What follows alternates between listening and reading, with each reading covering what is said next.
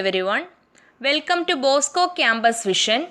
I am Lakshmi V.S., Assistant Professor, Department of Commerce, Don Bosco College, Kottayam.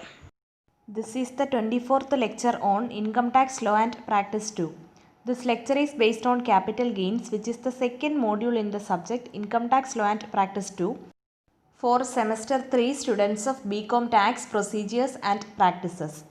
In previous lecture, we were discussing a problem under section 54D, and in this lecture, we are going to discuss about capital gain on transfer of a long-term capital asset which is invested in long-term specified asset, which comes under section 54EC of Income Tax Act 1961, and this is a head which comes under capital gains exempt from tax. Section 54EC പ്രകാരമുള്ള capital gain exemption ഒരു assessee long term capital asset transfer ചെയ്യുമ്പോൾ arise ചെയ്യുന്ന capital gain long term specified അസറ്റ്സിൽ invest ചെയ്യുമ്പോൾ ലഭിക്കുന്നതാണ്. Clear? Assessee transfer ചെയ്യുന്ന long term capital asset എന്ന് പറയുന്നത് ഒന്നുകിൽ ലാൻഡ് ആകാം, അല്ലെങ്കിൽ ബിൽഡിംഗ് ആകാം, അല്ലെങ്കിൽ ഇത് രണ്ടുമാകാം. ആൻഡ് അതുവഴി അറൈസ് ചെയ്യുന്ന ക്യാപിറ്റൽ ഗെയിൻ ഇൻവെസ്റ്റ് ചെയ്യുന്ന ലോങ് ടേം സ്പെസിഫൈഡ് അസറ്റ് ഒരു ന്യൂ അസറ്റ് ആണ്. And long term specified asset എന്താണെന്ന് നമ്മളിനി ഡിസ്കസ് ചെയ്യുന്നുണ്ട്.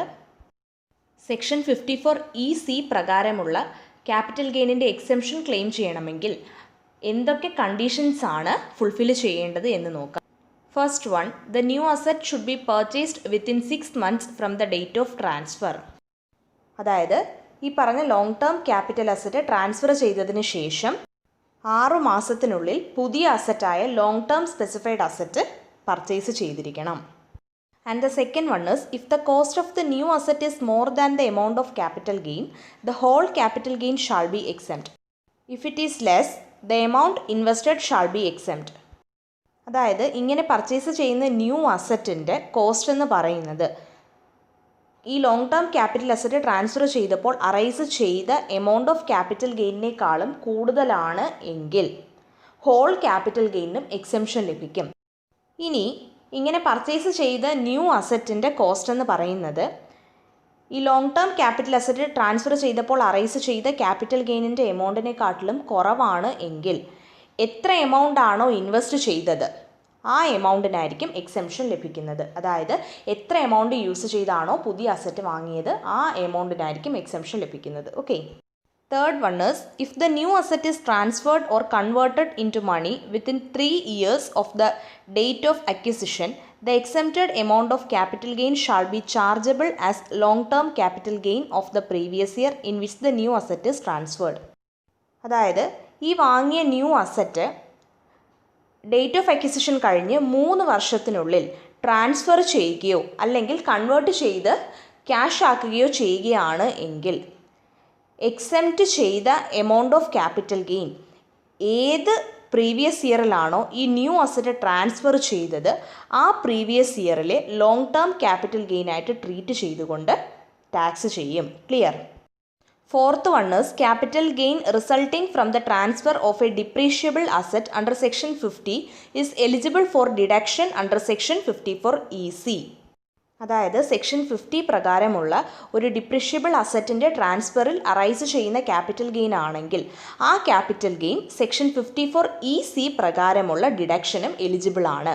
And the fifth condition is, the assessee claiming exemption under this section will not be entitled to claim deduction under section 80C for specified investments. അതായത് section 54EC പ്രകാരം capital ഗെയിനിന് exemption claim ചെയ്യുന്ന ഒരു അസസിക്ക് section 80C പ്രകാരം specified ഇൻവെസ്റ്റ്മെൻറ്റ്സിനായുള്ള deduction claim ചെയ്യാൻ പറ്റില്ല. Clear? ഇനി നമുക്ക് long term specified asset എന്താണെന്ന് നോക്കാം. Long term specified asset means any bond redeemable after 3 years, 5 years in the case of investment on or after 1/4/2018 and issued by.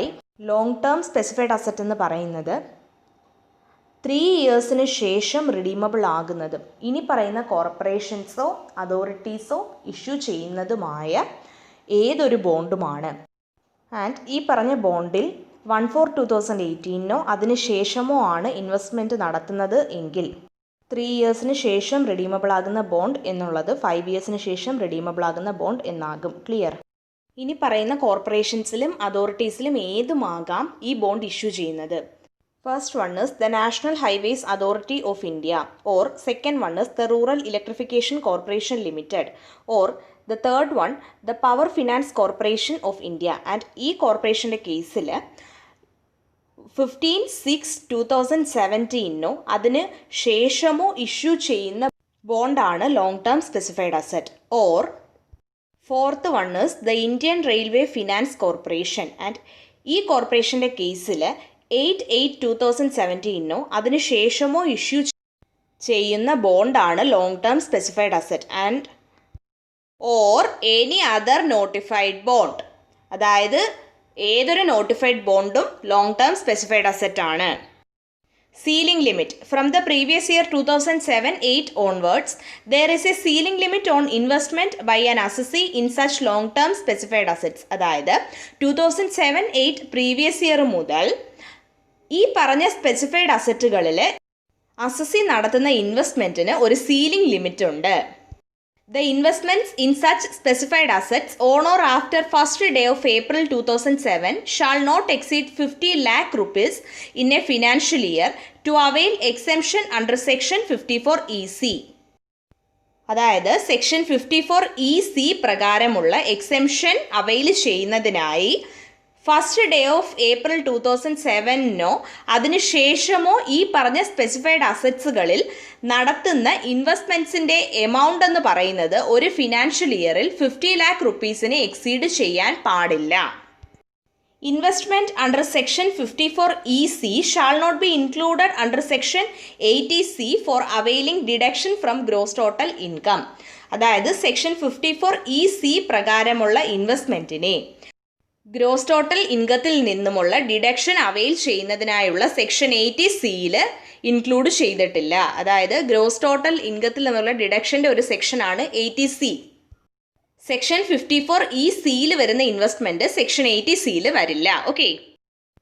If any loan or advances taken by the assessee on the security of the long-term specified asset, he shall be deemed to have converted otherwise than by transfer such specified asset into money on the date on which such loan or advance is taken.